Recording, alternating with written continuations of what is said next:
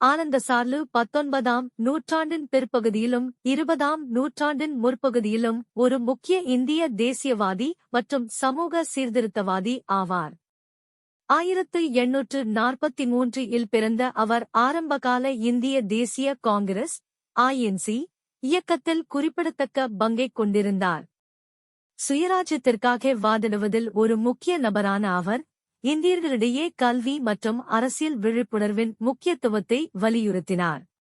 ஆனந்தசார்லு சமூக சீர்திருத்தங்களுக்கு, குறிப்பாக சாதி பாகுபாடுகளை நிவர்த்தி செய்வதில் வலுவான வக்கீலாகவும் இருந்தார். அவர் நாக்பூரில் 1891 INC அமர்வுக்கு தலைமை தாங்கினார், மேலும் அவரது செல்வாக்கை உறுதிப்படுத்தினார்.